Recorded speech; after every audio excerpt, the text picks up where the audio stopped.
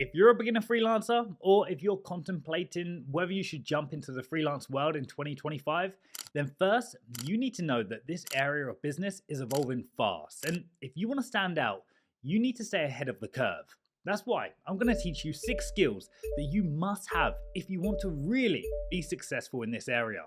And by success, I mean earning $1,000 a day consistently. So stick around because what I'm about to share might just change how you approach your freelance career. Now, freelancing is no longer this side hustle for the creative types.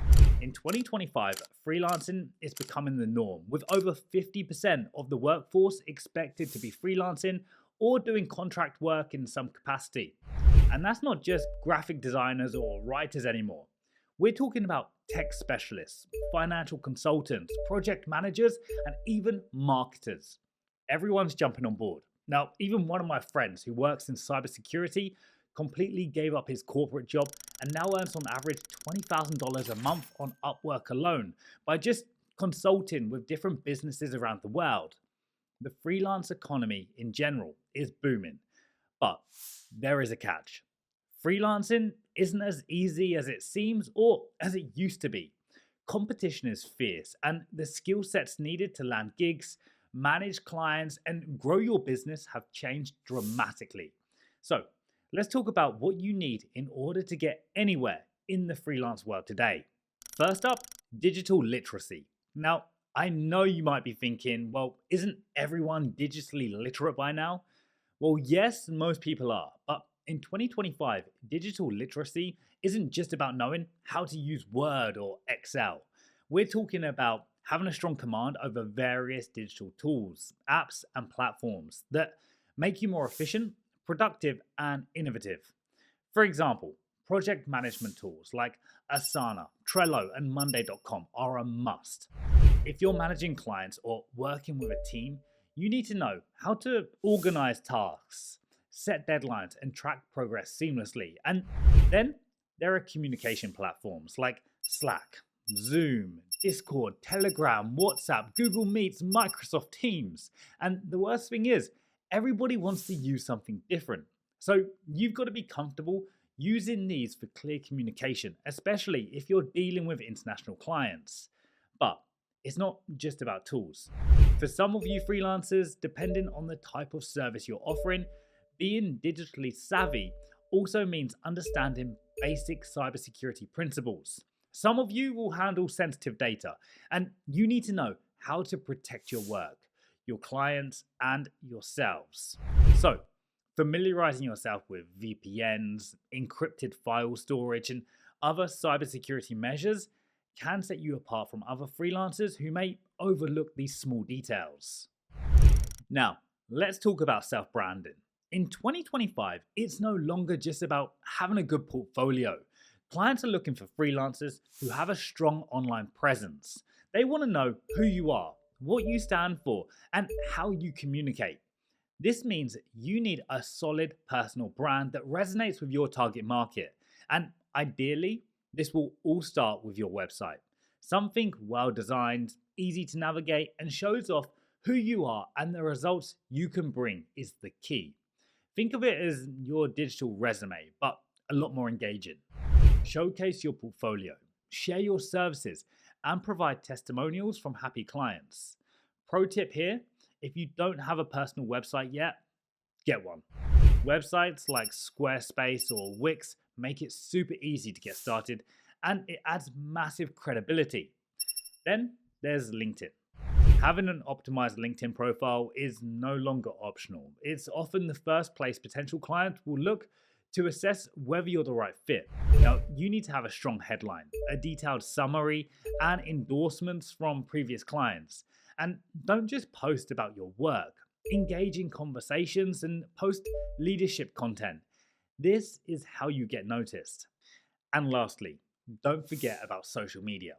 Now, you may not be a professional content creator, but having a consistent presence on platforms like Instagram, Twitter, or even TikTok can help you expand your reach.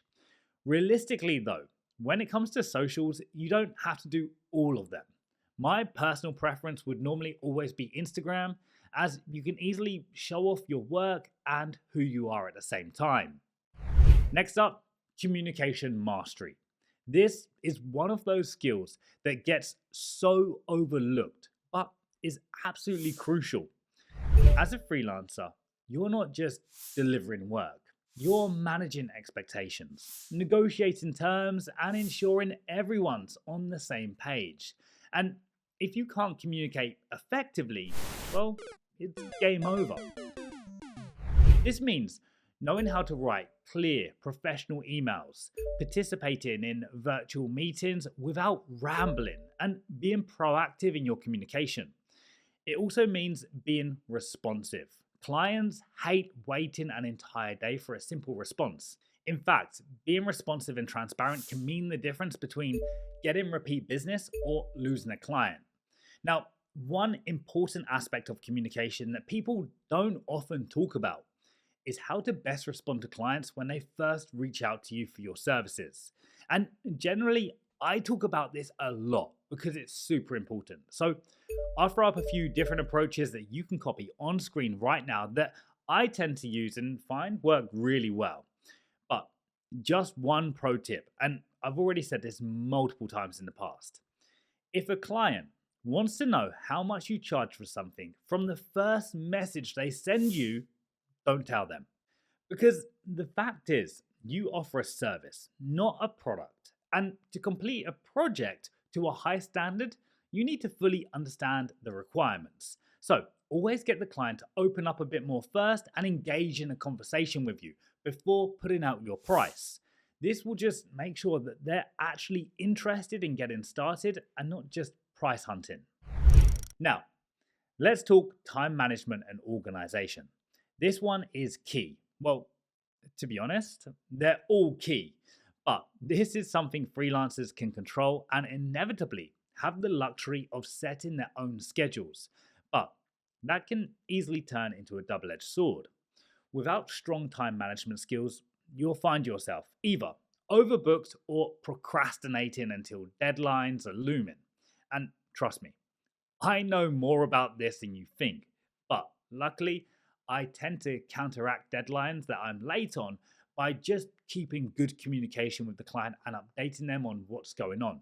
Now, there are a few strategies that I swear by and of course should probably implement more often. First is time blocking.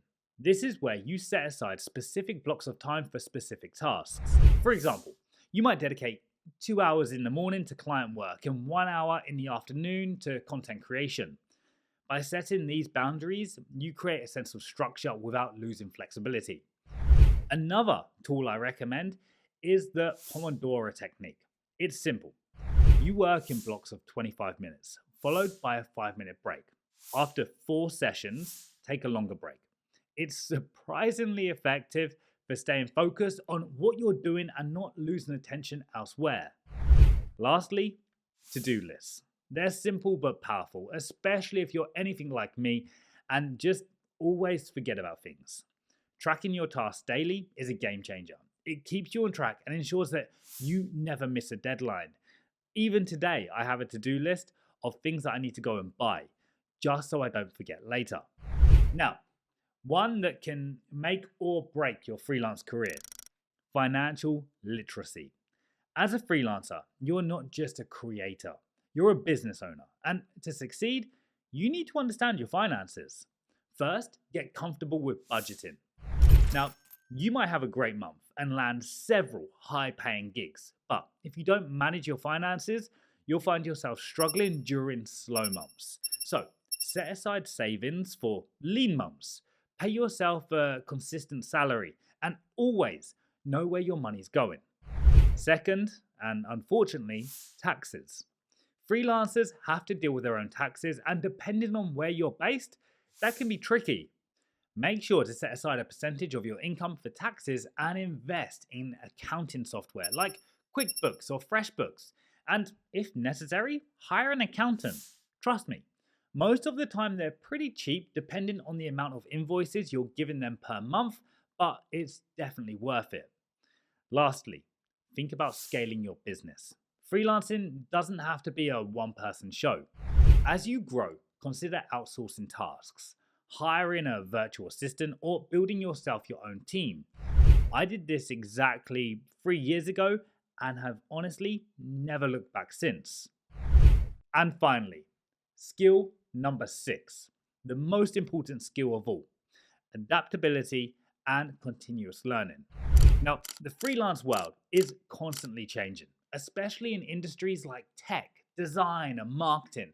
And when I see freelancers showcasing the same services, the same portfolio throughout their entire freelance career, I just wonder, what the hell are they thinking? Your services need to stay fresh and your portfolio needs to stay updated. Otherwise, the new freelancers who are entering the game after you with more up to date approaches are just gonna take all of the work. And if you don't keep learning and adapting, you'll fall behind. Plus, another big thing is, don't be afraid to pivot when needed. For example, if you've been a web designer for years but suddenly see a rise in demand for mobile app development, maybe it's time to expand your skill set. Being able to pivot and diversify is what separates the successful freelancers from the ones who struggle to keep up. So, there you have it. 6 undeniably essential skills you need to have in 2025 as a freelancer, because if you don't, then, well, you might as well give up now.